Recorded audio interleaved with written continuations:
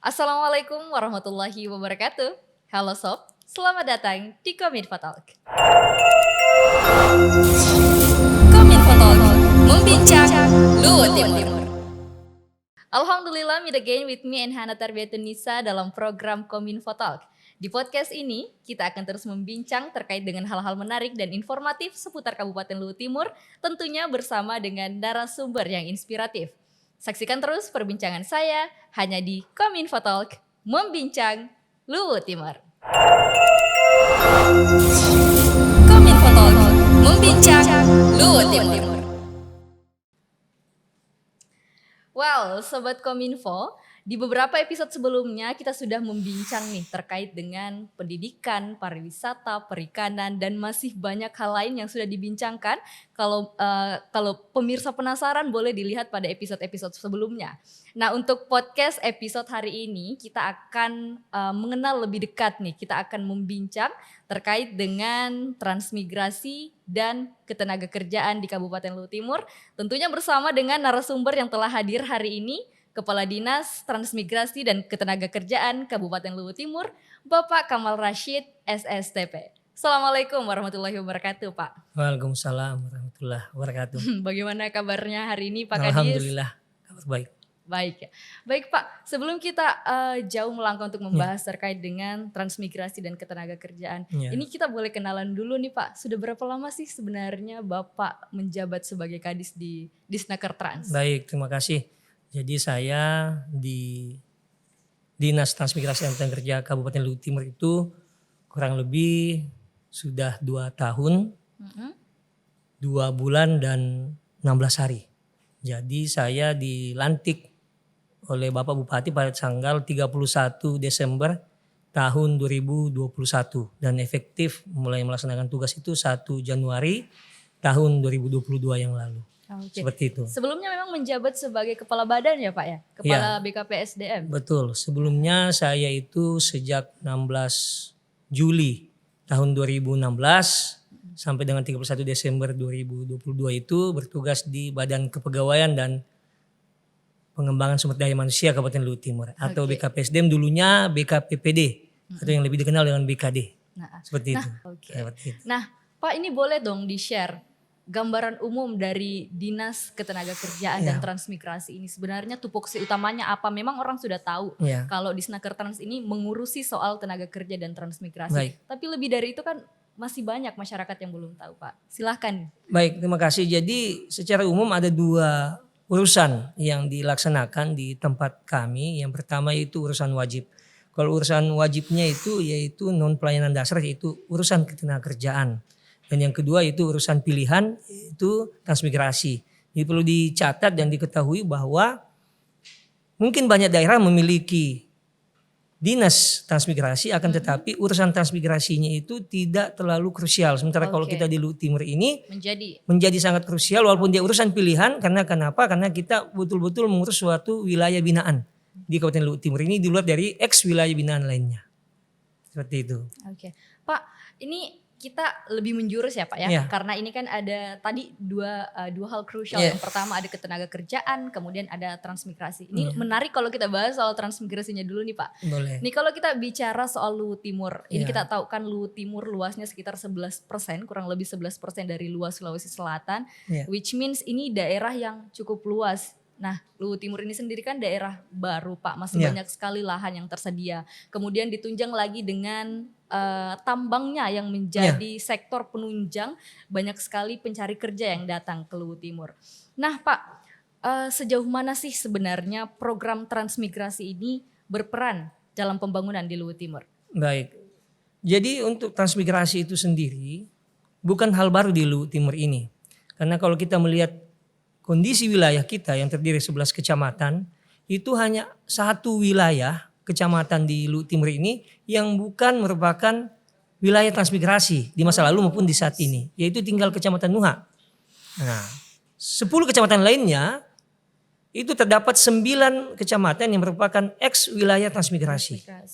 Ya, dan hanya 1 yang saat ini menjadi wilayah binaan aktif, yaitu Kecamatan Tuti, di mana di dalamnya terdapat wilayah yang disebut dengan kawasan terpadu mandiri atau KTM di masa lalu Oke, KTM. itu merupakan namanya Mahalona.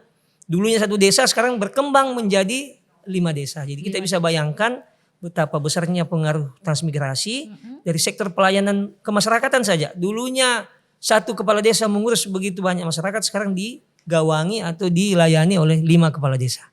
Oke. Untuk sementara seperti itu. Untuk sejarahnya Pak, kapan Ya. sih sebenarnya transmigrasi ini ada di Luwu Timur? Kalau secara tanah Luwu, ketika daerah ini belum dimekarkan, tercatat bahwa dari tahun 1930-an sudah ada penempatan transmigrasi di Kabupaten Luwu Timur ini di wilayah Mangkutangan Raya. Oh, ya. Sejak tahun Mas itu disebut Kolonisasi. orang-orang tua kita dulu menyebutkan masa kolonisasi. Itu masih zaman Kabupaten Luwu, kita belum berkembang mekar. Nah, khusus pada saat Luwu Timur ini berdiri pada tahun 2003 yang lalu, dicanangkan program transmigrasi itu untuk di wilayah Kecamatan Towuti. Dan dilakukanlah berbagai upaya-upaya mulai dari pengecekan lapangan, peninjauan, sosialisasi, dan alhamdulillah pada tahun 2007 ini bisa ditetapkan bersama-sama melalui peraturan di tingkat pusat, ada regulasinya yang menetapkan Mahalona sebagai kawasan terpadu mandiri sebagai wilayah transmigrasi pada saat itu. Oke, berarti so far Pak tadi kan sudah disampaikan bahwa dari 11 kecamatan, 9 kecamatan ini merupakan daerah Ex wilayah binaan. Ex wilayah binaan. Ya, dan Nah, untuk saat ini Pak yang menjadi lokasi transmigrasi cuma di Mahalona saja. Hanya untuk saat Di ini Kecamatan Mahalona. Towuti? Ya, hanya di Mahalona Kecamatan Towuti. Oke. Kalau boleh tahu Pak, daerah pengirim yang paling banyak mengirimkan transmigran itu dari mana saja? Ya, kalau untuk saat ini tercatat ada 5 provinsi yang aktif dan pengirim terbesar untuk di wilayah Mahalona. Yang pertama itu Provinsi Banten. Banten ini adalah pemekaran dari Provinsi Jawa Barat yang terdiri dari wilayah Serang dan Pandeglang. Lalu provinsi juga yang aktif mengirimkan adalah Provinsi Lampung, di mana beberapa wilayah yang menjadi wilayah kabupatennya itu Lampung Selatan, Mesuji, Tanggamus, dan Pringsewu. Dan ini unik. Kenapa saya katakan unik? Karena dulunya Provinsi Lampung ini adalah provinsi yang menerima transmigran. Sekarang justru mereka yang mengirim transmigran ke tempat kita. Yang berikutnya Jawa Timur. Pada umumnya yang dikirim itu dari Trenggalek, Magetan, dan Ngawi. Lalu Jawa Tengah, mulai dari Purworejo, Sragen, Kebumen, Rembang, Semarang, dan juga Surakarta atau Solo. Dan yang terakhir dari Yogyakarta. Yogyakarta ini yang aktif juga mengirim mulai dari Sleman, Kulon Progo, dan Bantul. Berarti 5 provinsi itu ya Pak ya, Banten, Lampung, Jawa Timur, Jawa Tengah dengan Yogyakarta itu sendiri. Iya. Kalau prosedurnya sendiri Pak, ketika ada transmigran nih yang mau bertransmigrasi ke Luwu Timur, apa-apa saja prosedur atau tahapan-tahapan yang harus dilalui? Baik, untuk transmigrasi itu sendiri secara umum ada 2 kategori. Yang pertama yaitu TPA atau transmigrasi penempatan asal. Jadi dia dikirim dari luar Luwu Timur ini. Nah, secara umum yang pertama itu masyarakat yang dikirim melalui prosedur di masing-masing daerahnya. Ada daerah yang mewajibkan 2 tahun minimal KTP daerah setempat, ada yang minimal 6 bulan. Jadi itu masing-masing daerah. Misalnya kalau di Surakarta atau Solo dia 6 bulan menjadi penduduk Surakarta sudah bisa ikut transmigrasi. Sementara untuk di wilayah Jawa Timur itu minimal 2 tahun. Tidak boleh kurang dari 2 tahun. Nah, mereka ini kemudian mendaftarkan dirinya di Dinas Transmigrasi Kabupaten Kota setempat untuk kemudian masuk dalam daftar tunggu dan akan menjadi peserta penjaringan. Setelah melalui proses penjaringan dan kemudian mendapatkan kesempatan, karena masing-masing daerah itu ada kuota penetapan dari kementerian dan juga provinsi masing-masing, baru nanti mereka diberangkatkan ke kabupaten yang menjadi daerah tujuan transmigrasi. Jadi bukan hanya Mahalona saja, bukan hanya Towuti saja, tapi banyak daerah se-Indonesia. Itu untuk TPA. Kalau untuk TPS itu dia transmigrasi penempatan setempat atau dari lokal kita, dan dahulunya di masa lalu itu boleh masyarakat se-Kabupaten Luwu Timur. Sejak saya menjadi camat di Towuti itu mengerucut sisa untuk masyarakat Kecamatan Towuti. di tahun 2012 yang lalu. Dan sampai hari ini karena animo masyarakat sangat besar, jadi kita perkecil lagi untuk masyarakat yang ada di wilayah Mahlona. Dan yang lebih spesifik lagi untuk wilayah yang ada di Desa Mahlona plus wilayah-wilayah di sekitaran Mahlona ya dalam hal ini yaitu Desa Kalosi, Desa Buangin, Libuka Mandiri dan juga Desa Tole. Prosesnya adalah sama, melakukan penjaringan di tingkat desa, lalu nanti data-data yang masuk ini akan dilakukan musyawarah desa untuk kemudian dirapatkan bersama dengan tim dari kabupaten, lalu dilakukan penetapan dan pada akhirnya setelah melewati masa sanggah yang telah ditetapkan oleh pemerintah baru dibuatkan SK Bupati. Seperti itu. Itu prosedurnya ya Pak? Prosedurnya secara umum. Pak, kita lanjut nih masih soal transmigrasi. Iya. Para transmigran yang bertransmigrasi ke Luhut Timur ini kan Pak, tidak hanya disediakan tempat. Jadi pemerintah tidak hanya berkewajiban untuk menyediakan tempat, tidak hanya berkewajiban untuk merelokasi mereka, tapi juga bertanggung jawab untuk pemberdayaan masyarakat ke depannya. Nah Pak, bagaimana sih sebenarnya dukungan pemerintah kepada masyarakat transmigran dalam hal ini untuk membantu mereka beradaptasi dan berhasil menetap di lokasi transmigran dan memaksimalkan fasilitas yang ada? Karena kan ada beberapa transmigran nih Pak yang tidak berhasil beradaptasi dan kembali ke tempat asal. Ya, betul. Nah, itu bagaimana Pak? Baik, jadi memang untuk transmigrasi itu bukan hanya sekedar memindahkan masyarakat dari luar wilayah Luhut Timur atau dari sekitaran wilayah kawasan transmigrasi itu ke dalam lokasi-lokasi satuan permukiman, tapi lebih daripada itu bagaimana mereka itu bisa menjadi titik-titik tumbuh yang baru. Betul. Nah, dalam hal ini pemerintah Kabupaten Luhut Timur kita tidak membanggakan diri, tapi akan tetapi dibandingkan beberapa kawasan transmigrasi yang lain, Mahlona ini menjadi sangat primadona saat ini se-Indonesia karena pertama, akses transportasi yang sudah jalan beton. Tidak banyak wilayah-wilayah transmigrasi, bahkan wilayah transmigrasi yang saat ini berkembang sudah menjadi ibu kota kabupaten, ibu kota provinsi itu yang wilayahnya sudah didukung dengan akses transportasi jalan beton.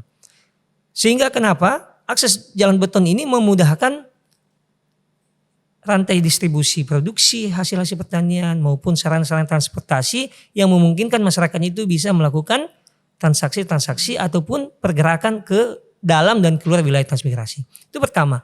Kedua, tidak banyak wilayah di Kabupaten Luhut Timur ini yang langsung mendapatkan akses jaringan listrik. Alhamdulillah Kabupaten Luhut Timur ini sejak beberapa tahun yang lalu di satuan permukiman yang sebelumnya sudah mendorong PLN untuk bisa melakukan pemasangan jaringan-jaringan listrik sampai yang saat ini di SKPC 1 yang dulunya disebut SP5 itu sudah langsung ada jaringan listriknya. Dan tidak banyak wilayah Indonesia yang bisa melakukan seperti itu. Oke, luar biasa. Yang ketiga, kita juga melakukan dukungan kepada masyarakat melalui dinas terkait dalam hal ini Dinas Pertanian dan juga Dinas Koperindak untuk melakukan pembinaan-pembinaan kepada masyarakat kita yang ada di wilayah satuan permukiman. Jadi kedatangan mereka itu dari luar wilayah Luhut Timur membawa dampak positif di mana terjadi asimilasi dan akulturalisasi utamanya dari sektor pertanian. Ini kita lihat sangat mendominasi itu sektor pertanian.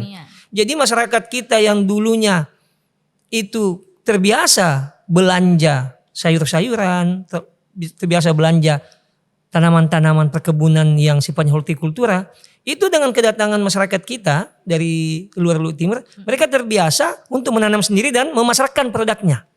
Nah, karena itu kemudian kita mendorong untuk mereka bisa didukung dengan sarana-sarana perdagangan. Dan dalam hal ini untuk contoh kecil semenjak saya bertugas di Dinas Transmigrasi dan Tenaga Kerja, kami mendorong untuk adanya pasar desa atau pasar dusun di tingkat satuan permukiman, walaupun mungkin belum setiap hari tapi minimal saat ini sudah berkembang pasar sore. Jadi sehingga masyarakat yang menanam tanaman-tanaman sayuran, hortikultura di pekarangannya dan di lahan usaha satunya itu sudah bisa ada tempat pemasarannya sendiri. Itu pertama. Kedua, untuk sektor-sektor lainnya kita juga mendorong agar BUMDes atau badan usaha milik desa di desa masing-masing wilayah transmigrasi ini di 5 desa ini agar bisa mengembangkan sektor-sektor yang menjadi komoditi-komoditi unggulan di desanya masing-masing. Tidak memasarkan sesuatu yang tidak diproduksi di desanya.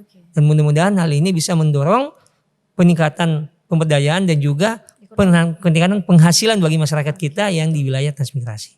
Seperti itu. Nah, Pak, mungkin dari semua keunggulan-keunggulan yang Bapak baru sebutkan, sejauh ini ada tidak Pak prestasi yang didapatkan? Kalau saya tidak salah, saya pernah lihat berita, ini Pak Bupati mendapatkan lencana transmigrasi itu ya? Ya. So far. Sejauh ini hampir setiap tahun dalam setiap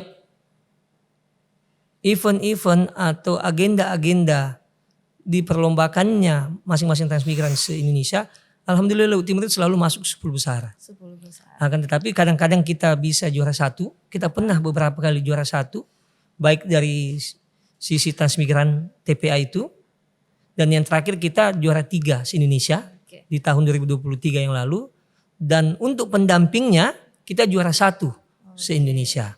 Luar biasa. Nah, karena itu pemerintah Republik Indonesia memberikan penghargaan kepada Kabupaten Luhut Timur sebagai salah satu wilayah yang memberikan dukungan maksimal kepada program transmigrasi di wilayah kita ini.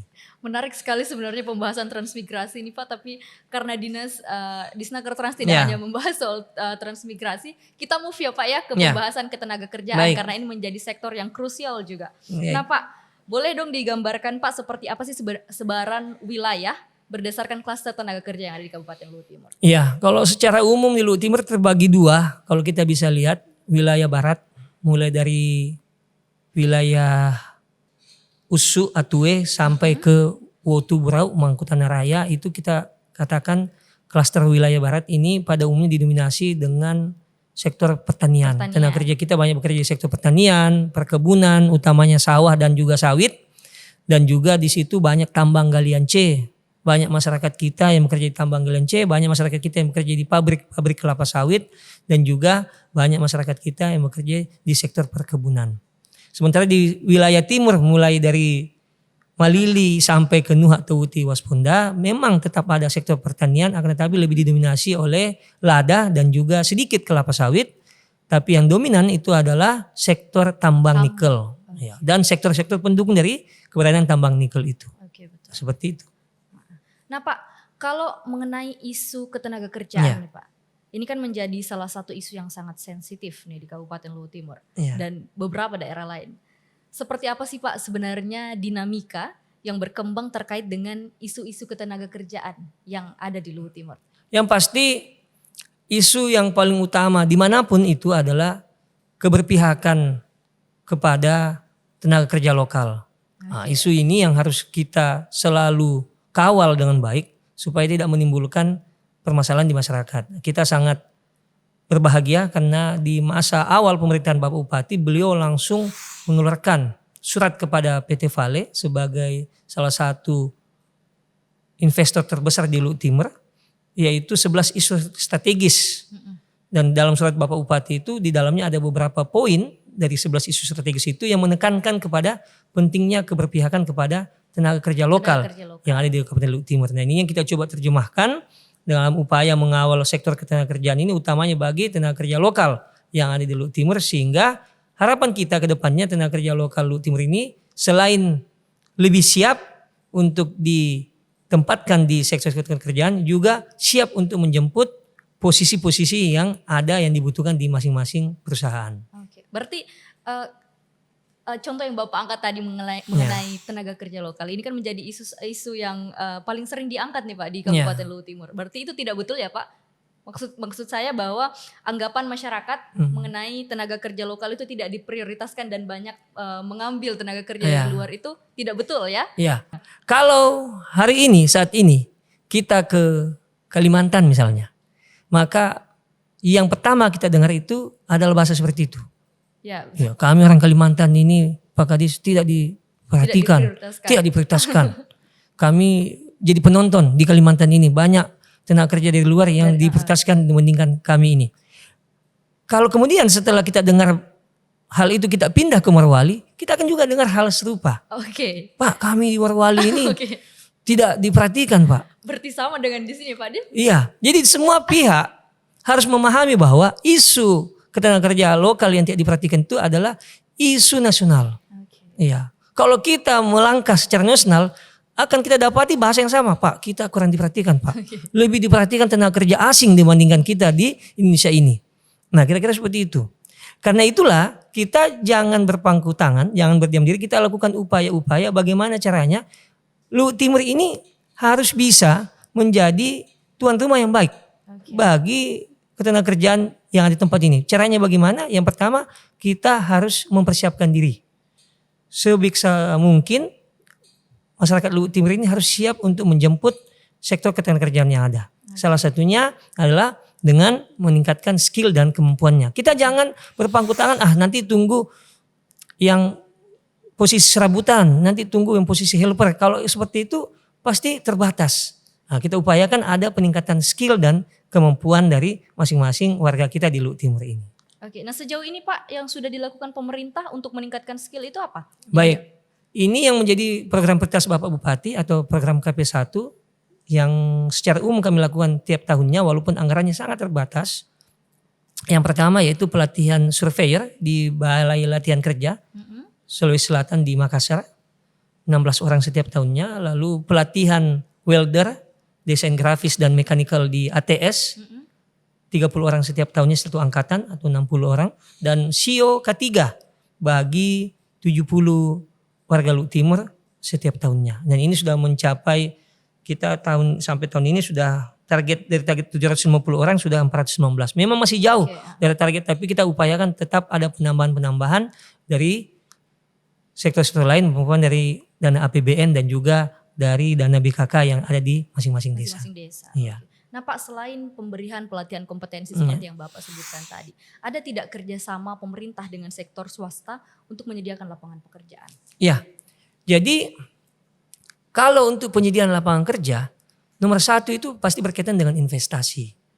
Kalau Luhut Timur ini ramah kepada investasi, pasti akan banyak usaha masuk di Luhut Timur. Banyak usaha masuk di Luhut Timur, pasti banyak tenaga kerja yang dibutuhkan. Nah, persoalan dari investasi itu banyak konflik sosial di dalamnya, sehingga prosesnya tidak semudah itu untuk kita mendatangkan investasi di Luhut Timur ini. Tapi harapan kita ke depannya, saat ini ada beberapa investasi yang akan masuk, mulai dari smelter yang akan dibangun, lalu perluasan-perluasan dari PT Vale, ya kita doakan bersama-sama, mudah-mudahan dinamika atau ya potensi konflik sosial di dalamnya itu bisa kita minimalisir sebisa mungkin supaya ke depannya lebih banyak lagi peluang-peluang bagi masyarakat Luhut Timur untuk ikut bekerja. Itu satu. Kedua, kita meminta kepada masing-masing perusahaan ini untuk bisa memprioritaskan masyarakat Luhut Timur. Paling sederhana itu melalui pemberdayaan tenaga kerja yang berKTP Luhut Timur. Ya. Untuk sederhananya seperti itu untuk saat ini. So far itu ya Pak ya? So far seperti itu. Nah Pak, seperti yang di awal saya katakan bahwa Luhut Timur ini kan luas Pak. Ya. Nah kemudian Luhut Timur ini terutama di Kecamatan Nuha itu menjadi magnet bagi para pencari kerja. Nah untuk melamar pekerjaan biasanya kan ada dokumen-dokumen yang dipersyaratkan. Kalau melihat jarak misalnya tadi contoh saya ambil dari Kecamatan Nuha. Kalau dari Kecamatan Nuha mau ke ibu kota apalagi ke dinas Disnaker itu kan jaraknya cukup jauh Pak. Sejauh ini ada tidak solusi atau hal yang dilakukan oleh Disnaker Trans untuk memudahkan para pencari kerja tersebut?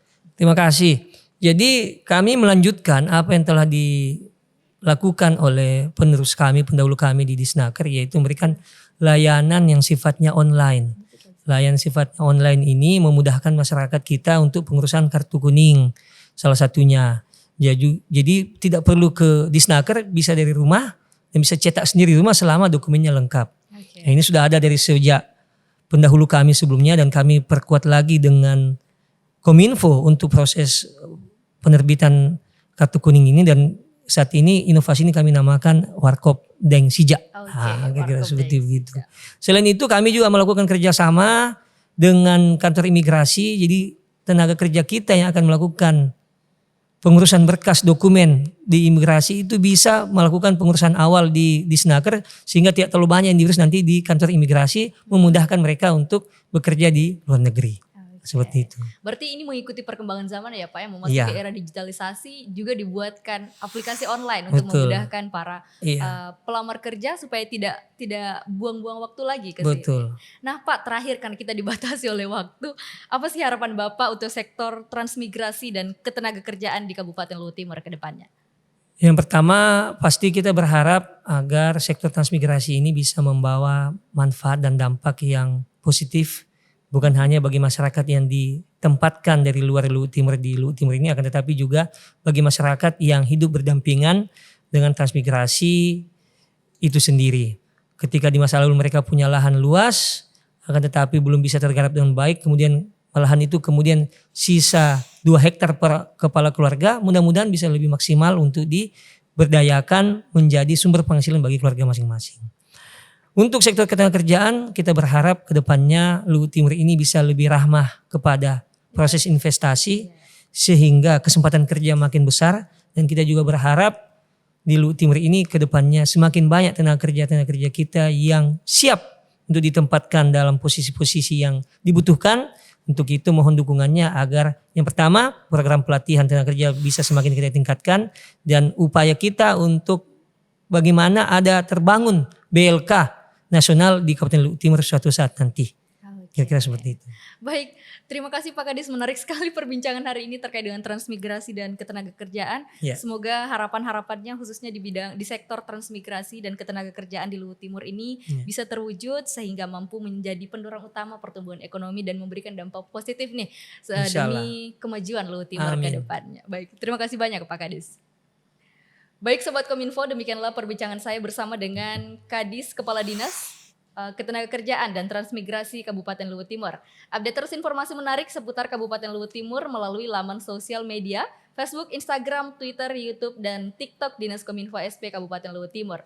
Terima kasih telah menyaksikan Kominfo Talk Membincang Luwu Timur. Saya Inhana Tarbiatunisa, your podcaster, pamit undur diri.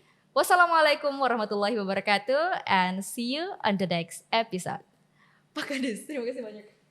Sama-sama.